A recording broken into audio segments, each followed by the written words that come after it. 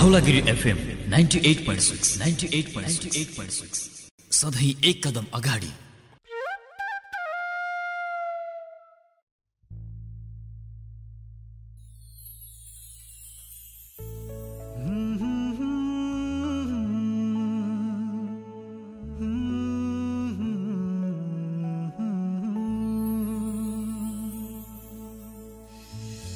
नाटकीय दर्पणमा बिम्बित गर्दै कथा हेपिएका सेपिएका पीडितका व्यथा विकृति र विसङ्गति औल्याउँदै जाऊ कुरीति र कुसंस्कारले नपाओस् कहीँ ठाउँ परिवर्तित समाजमा सकारात्मक सोच नाटकीय शैली हाम्रो गर्दै घोचा पेचा धौलागिरी गण्डकीको जन्म्यो काखबाट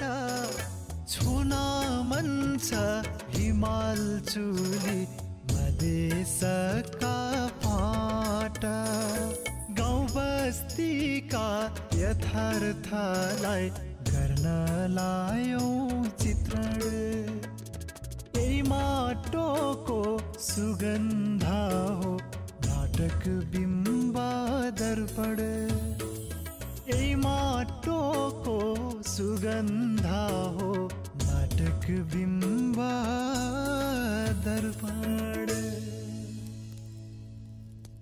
परिवर्तित सकारात्मक सोचसहित वर्तमान विश्व परिवेशमा सुन्दर सुसंस्कृत सभ्य र विकसित समाजको परिकल्पनासहित धौलागिरी एफएममा बिम्ब दर्पण पदार्पण भएको छ।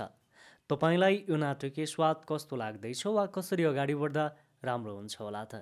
यो नयाँ भाग सामाजिक विकास कार्यालयको सहयोगमा धौलागिरी एफएमद्वारा तयार पारिएको हो।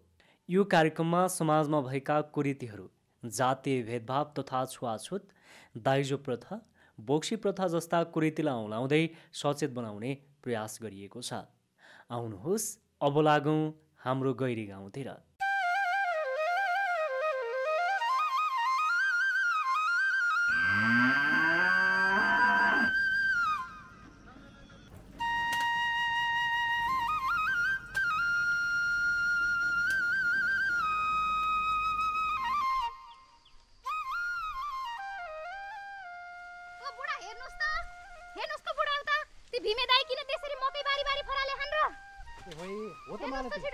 कसले के भएछ? किन रोइतरो? सारी समस्या परे जस्तो छ त हौ। चम्मा भारी भारी फराले हन त। ओ भिडाइ रोक्नुस् त कहाँ हिँडेको कसलाई के भएर पहुँच्छ कहाँ फरालेको? रुपा गइरे मकै खसके खन्न छोडेर आइजाउ त वहाँ रिठाबाट कटिरे। भने के भन्छ नि भिमे दाइ? कोसी त भागिरे ल न जाम त जाम। जान पर्यो परे त्यसो भए त। ल जाम। ए भगवान।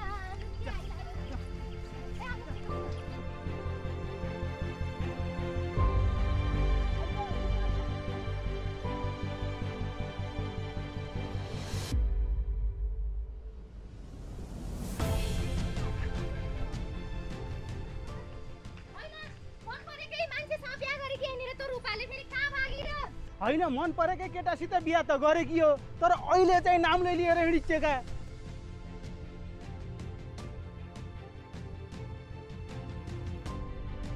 त्यसै त बचाउनु पर्छ। जाम।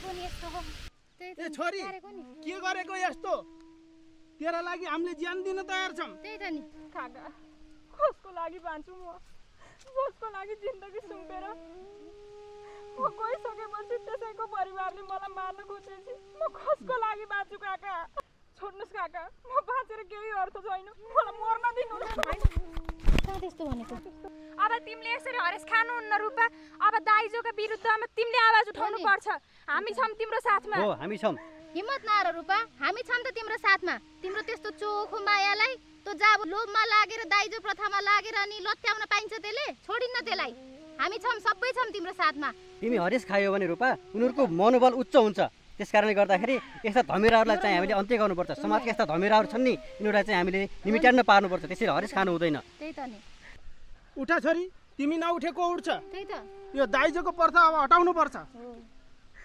तिमी नबोले को बोल्छ तिमीले यस्तो हरेस खासी हुन्छ नि यो प्रथालाई चाहिँ निमिट्यान्न पार्नुपर्छ हामीले अब त्यही त हामी छौं तिम्रो साथमा दाइजो प्रथा विरुद्धको आवाज हामीले उठाउनै पर्छ अवश्य पनि काका अब म मर्दिन म मरे भने तिनीहरूले भने जस्तै हुनेछ म जस्तै चेलीहरूले दाइजोको कारण आज समाजमा आफ्नो ज्यान त्याग्न नपरोस् यसको विरुद्ध म आवाज उठाउँछु मेरो प्यारको बलिदान दिन किन नपरोस् म दाइजो प्रथाको विरुद्ध डटेर सामना गर्छु आउनुस् काका अब म तिनीहरूलाई म रूपाको असली रूप देखाउँछु मेरै घर जान पहिला आउनु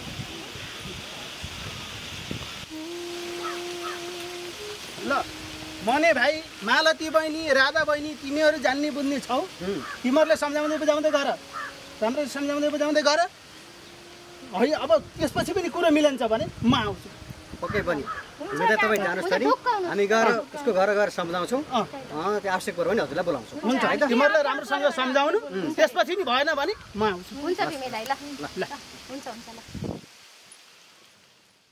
बिम्ब दर्पण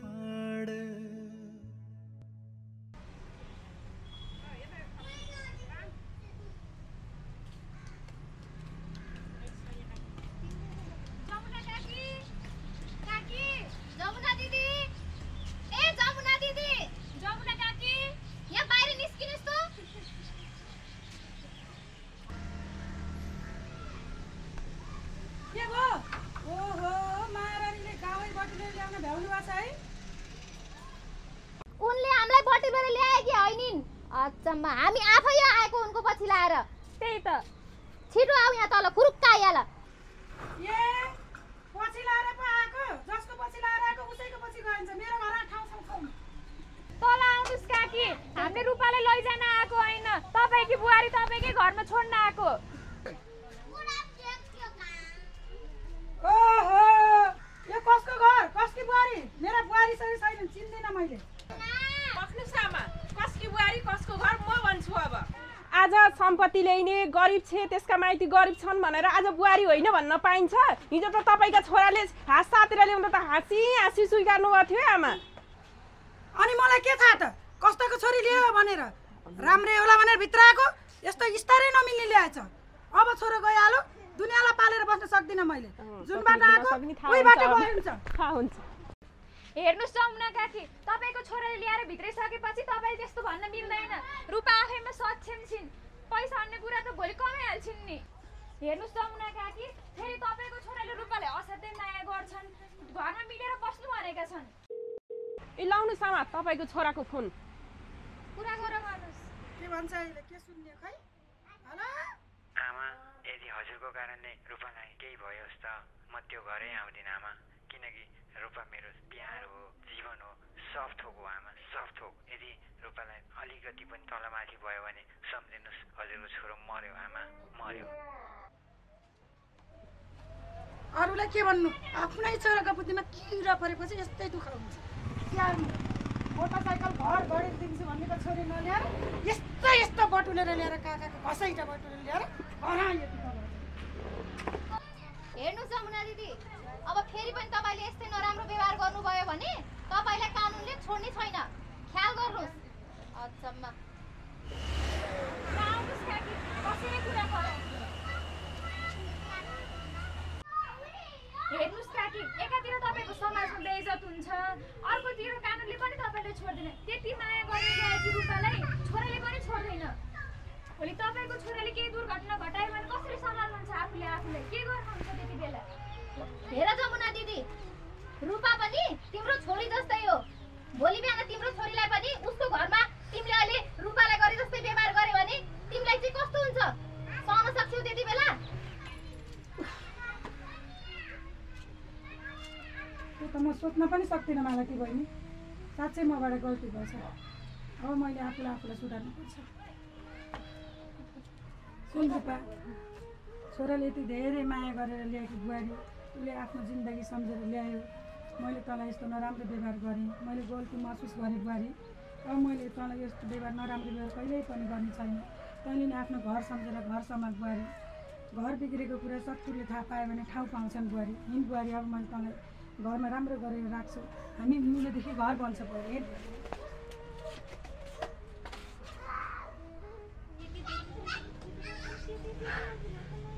ल नानी, तिमीलाई धेरै धेरै धन्यवाद। मेरो समयमै आँखा खोलेर मेरो बिग्रेको घर बचाइदेऊ नानी। तिमीलाई धेरै धेरै धन्यवाद। ल हस् जमुना दिदी, राम्रोसँग बस्नुहोस्। हजुरको घर राम्रो होस्। धन्यवाद नानी। हस् धन्यवाद। बिम्ब दर्पण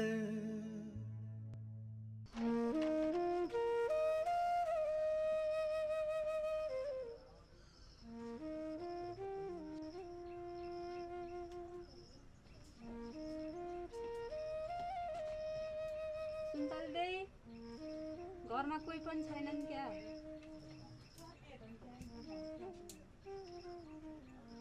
को बोल्छ? टाउको दुखेर मर्न लाइछु। ज्यान करी खान्छ। मर्छु कि नि भएको यी खुट्ला चाहिँ भएको टाउको। अनि कस्ता बेला आउँछन् हुन्थ्यो पनि। अनि मकै खानेर सकियो त? छोड उता जा। उहाँ झाँक राख्ने भनेको भित्र उहाँ रिठो झाँक्ली लिएर बुढाले उहाँ थुपछुप उस गरेर तयार गर्दैछन्। छोइन्छ यहाँ। अनि खनिसकेपछि त उतै जानुपर्छ। अनि किन यता आउनु पऱ्यो थियो?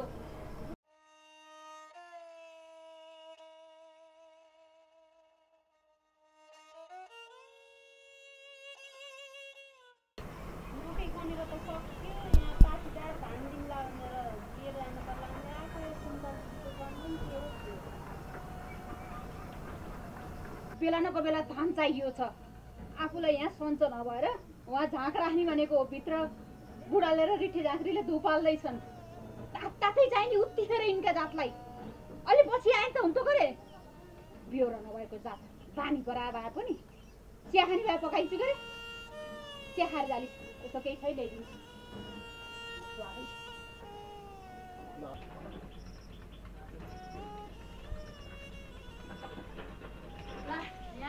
रोटी थिए बेलुकीका बासी रोटी खाएर जा। दुःख देखाउन नि कति जानेको हो यो जातले। भित्र धान राख्ने भनेको यस्तो चोखिनिष्ठ गर्छु भन्छु कहिल्यै हुन्न। एउटा भिड्न आइलाउँछ जहिले पनि। यस्ता बेला मैले धान सान दिन सक्दिनँ। एकातिर भित्र झाँक बस्न लाग्छ। आफूलाई सन्चो छैन। झाँक नबसेसम्म दिन मिल्दैन। अलि उत्त बसेर खा। ढोकाका सामुन्ने बसेर रिठे झाँक्री झाँक ल्याएर आउन सक्छन्। अझ्याउनै नसकिने भयो नि यो जातलाई। हे भगवान्, त्यसै मागेको त होइन नि। काम गरेको जेला नआउन पनि यस्तो यसो पाखीदार धान दिएदेखि चरा रम्काउनु पर्ला भनेको यस्तो वचन सुन्नु पर्ने। काम गरेको जेला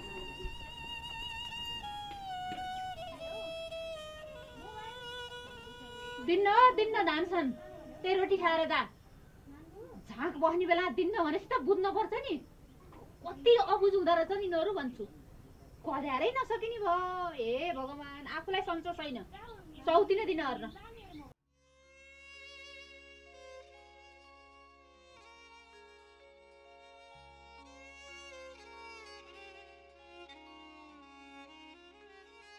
बिम्ब दर्पण। ओहो मालती, तिमीले साह्रै राम्रो कुरो सुनायो। अब भनेपछि रूपाले नि घरमा साह्रै माया पाउने भयो नि। हो नि सरिता सिस्टर, अचम्म। धन्नै हामी नभएको भए त पराडा हाम थालिसके कि रूपाले। ए हो त नि है। हामी सम्झायो खुसी लाग्यो। उयेन्द्रको बचाइ टाइम त सासु पनि लाग्छ खारलाई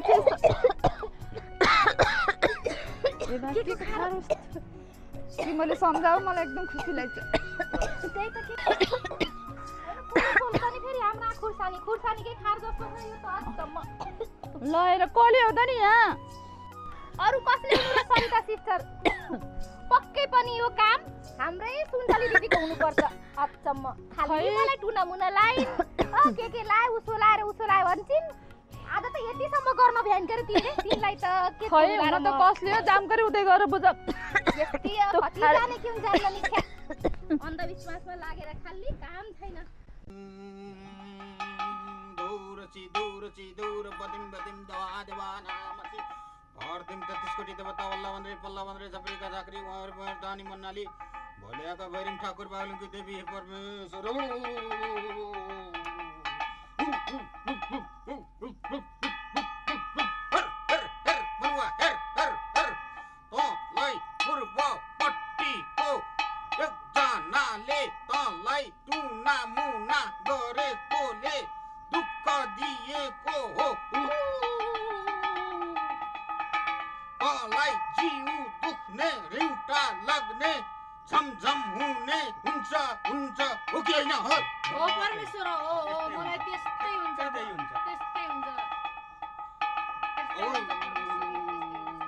यसलाई मैले धुवार दिएको छु अघि पनि दिए अब पनि दिन्छु अब त्यसलाई आगामी 1 हप्तामा मंगलबारको दिन रातो भाले ठिक पार्लास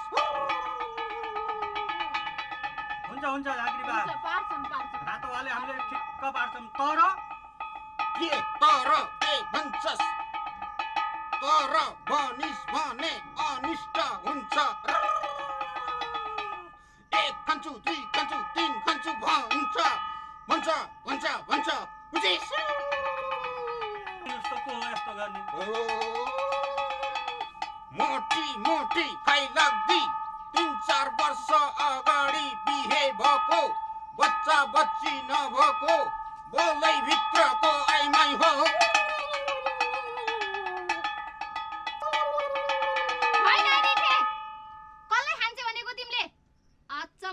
खाली हुँदा नभाउँदा भाउँदो लाउँदा रहेछन् अनि अर्काको घर बिगार्ने काम गर्दा रहेछन् काम छैन तिम्रो अरु केही कसले खान्छ भनेको को मोटी को घर बलभित्रको होइन मैले शंका नगर मैले तिमीलाई भनेको होइन अब यो देउताले भनेको कुरो हो मलाई त्यस्तो कुरा नगर तँलाई रिठे तँलाई त छोड्ने हैन हेर्नु त सरिता सिस्टर भक्करै समयमा फोन आएर पुलिसले बोलाइहाल्नुस् त यसलाई त छोड्नै हुन्न अर्काको घर बाँड्ने काम गरेको छ खाली चाहिने नचाहिने भाउ त लागो छ फोन नगर खाली बुढीमाथि आजकलको जमाना यस्तो कुराहरु यो यसले घरका देउरानी जेठानीलाई भडाउने घर भडाउने फोन नगर सिस्टर दिदी उस्तै अन्धविश्वासको पछाडी लाउने चाहिने नचाहिने कुरामा छोड्ने हैन यसलाई छोड्ने हैन हैन त्यस्तो नगर्नुस् अब मैले भनेको होइन अब देउतालाई आसी के गरौँ अब के गरौँ ओ झाँक्री बा बाकी सके किन खनाउनु लाग्यो मैले झारफुक सुन्तलीको सबै गरिस झारफुक गर्ने होला नि अघि नै गरिदिइसकेको अब म हिँड्ने झाँक्री बा सक्यो हैन त सक्यो झारफुक सक्यो अब सन्चो हुन्छ अब भयो मैले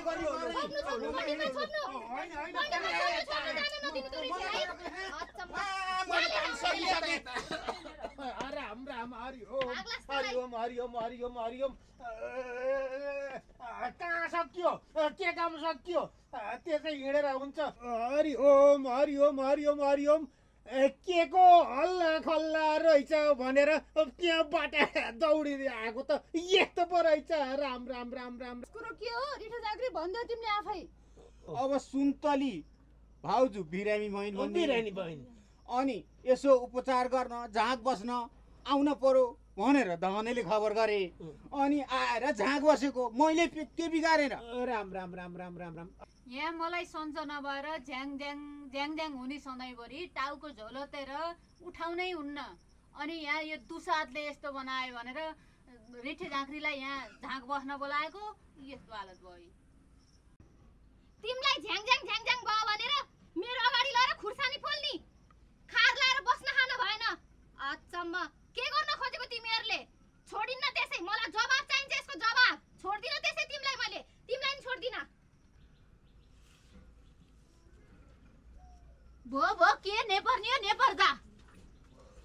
अब नेपाली र दुनियाँ छौडा छोडेर आफूलाई यहाँ टाउको उठाउने हुन्न। यस्ता घुसघुसेर अरू के उपाय छ नधुवाएर?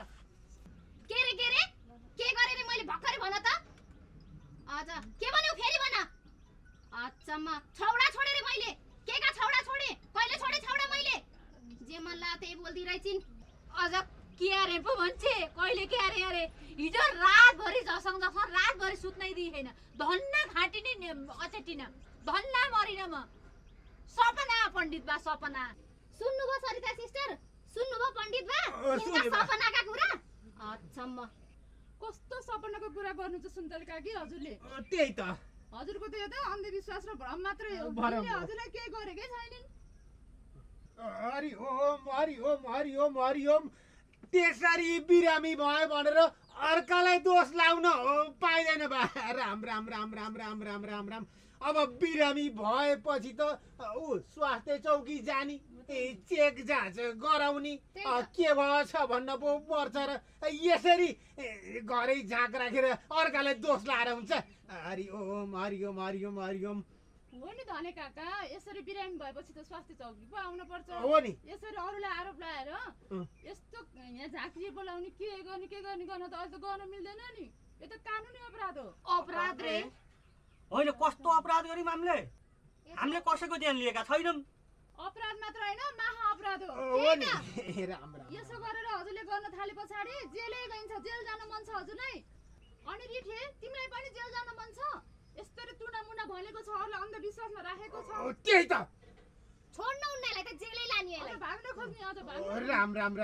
राम यहाँ बसेर कुरा सुन्नुपर्छ। अब सरिता सिस्टर, पण्डित बा, अब मलाई माफ गर।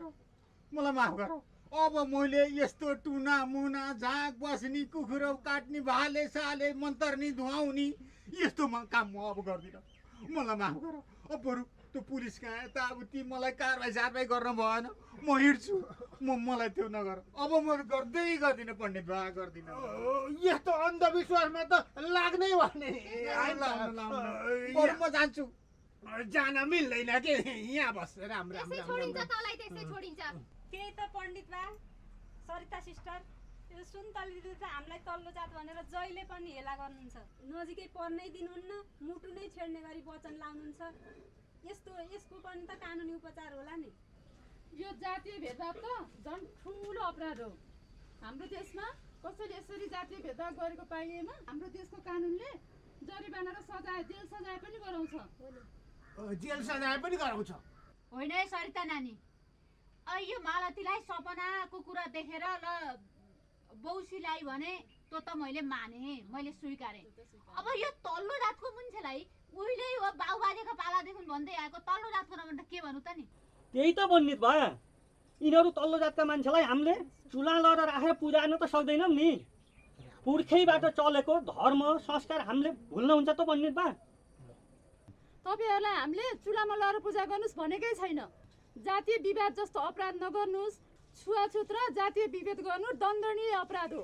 त्यही त सरिता सिस्टर, हेर्नु न अघि पनि कस्तो व्यवहार देखाउनु भयो। तल्लो जात कि भनेर खाना पनि पर सित्ताइदिनु भयो। यस्तै गर्नुहुन्छ। हामीले त हेरे पनि अशुद्ध हुने, छोए पनि अशुद्ध हुने, हेर्नै नहुने, छ्या र दूर गर्ने।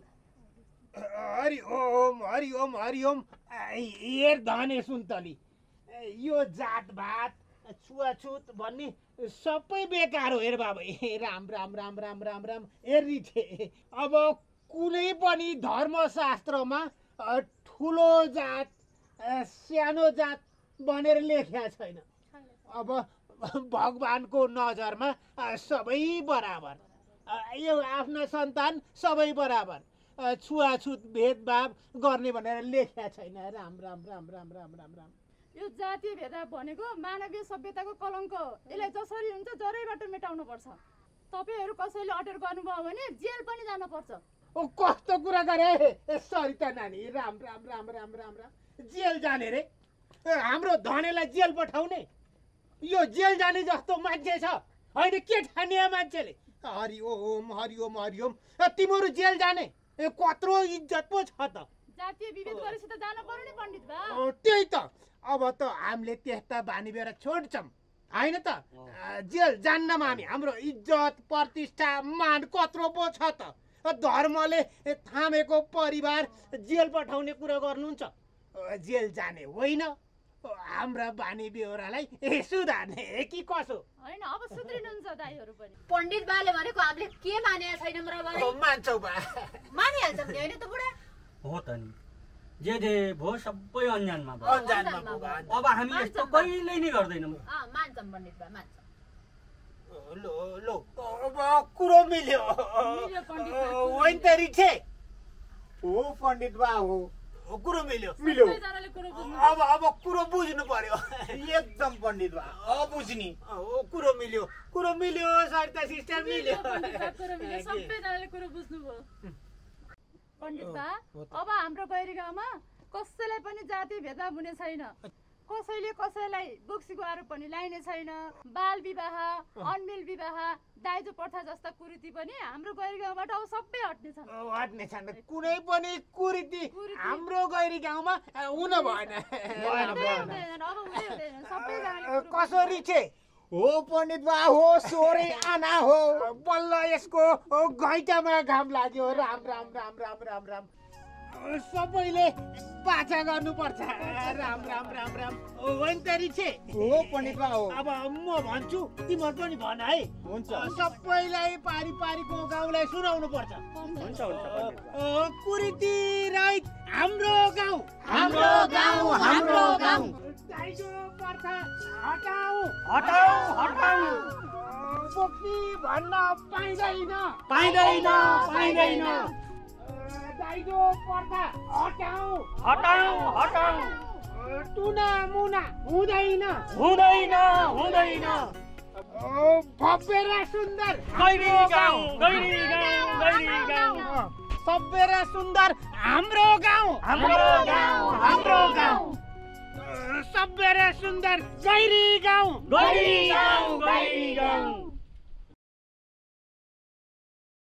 बिम्ब दर्पण